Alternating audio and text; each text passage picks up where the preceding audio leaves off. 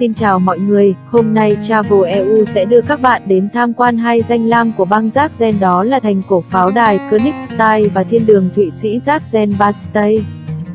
Pháo đài Königstein cách thành phố Dresden 38 km, nằm ở bang Sachsen, Cộng hòa Liên bang Đức, cách Praha 126 km, đi xe theo đường D8 E55, đi hướng Utinat Labem đi xin Herenskobet Sandau Königstein.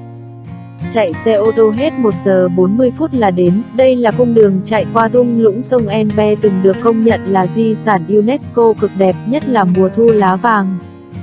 Phong cảnh sơn thủy hữu tình cùng với thành phố Dresden, có rất nhiều danh lam, thắng cảnh, lâu đài, rất đáng để đi tham quan những dịp nghỉ cuối tuần, kết hợp mua sắm ở Dresden.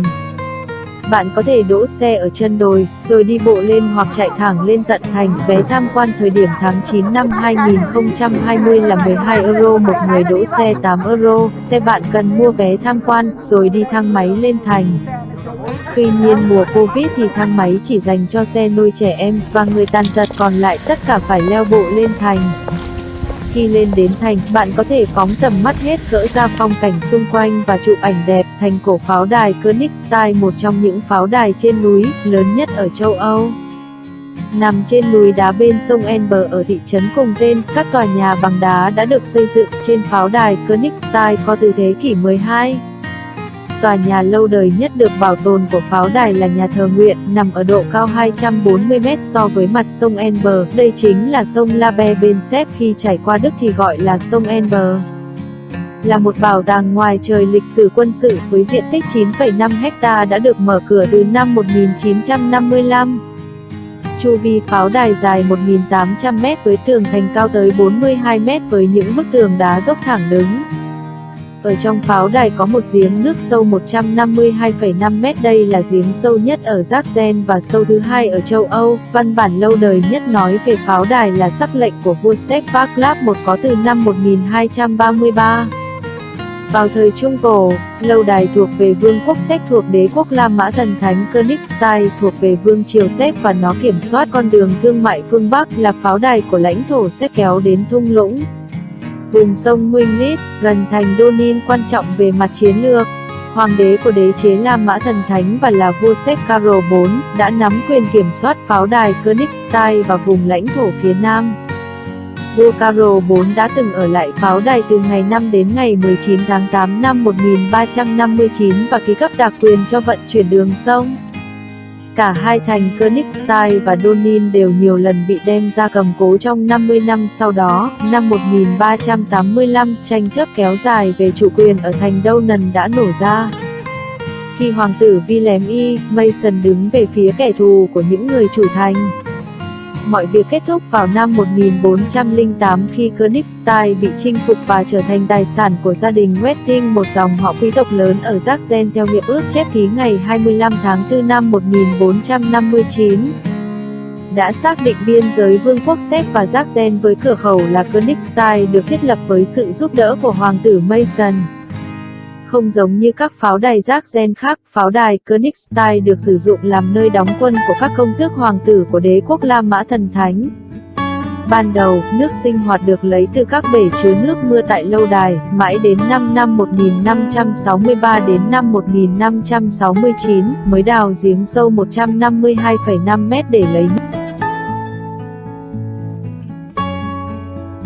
Trần Y của Sachsen và những người kế vị của ông đã mở rộng các công sự lâu đài để pháo đài trở thành pháo đài mạnh nhất ở Sachsen. Do có vị trí thuận tiện nằm trên núi cao với những tường đá cao xung quanh. Các công trình được xây trong pháo đài là tòa nhà cổng vào, tòa nhà pháo binh, doanh trại cũ thành Friedrichs và xưởng vũ khí.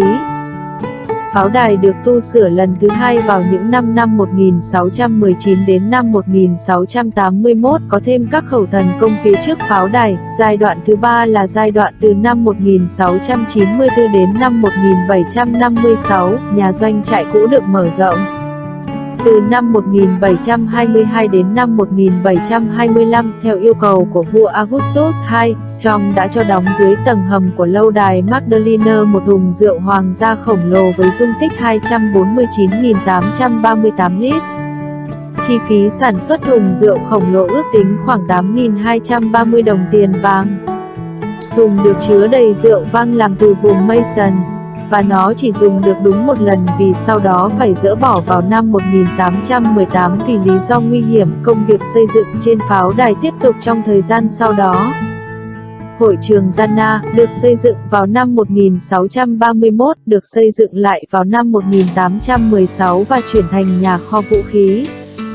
Thành Magdalene được xây dựng lại thành nhà kho tạm thời với các công sự gia cố để có thể chống lại pháo kích. Doanh trại được xây sửa từ kho dự phòng cũ. Kho báu được xây vào năm 1854 và 1855. Việc xây dựng mở rộng cuối cùng được thực hiện trong những năm 1870 đến năm 1895. Sau năm 1871, pháo đài được đưa vào hệ thống phòng thủ của đế chế Đức. Do đó, các đội pháo binh được bố trí xung quanh pháo đài để phòng các cuộc tấn công có thể xảy ra. Pháo đài đóng một vai trò quan trọng trong lịch sử của Sachsen, nhưng lại chỉ có một vai trò nhỏ hơn về quân sự. Các công tước và vua đã sử dụng pháo đài như một nơi ở an toàn trong thời kỳ chiến tranh, hoặc như làm nhà nghỉ săn bắn hoặc nhà nghỉ mùa hè, nhưng đây cũng từng là nhà tù. Ý nghĩa quân sự thực sự là không đáng kể. Pháo đài cũng được sử dụng để làm kho dự trữ và các kho lưu trữ bí mật vào năm 1756 và 1813.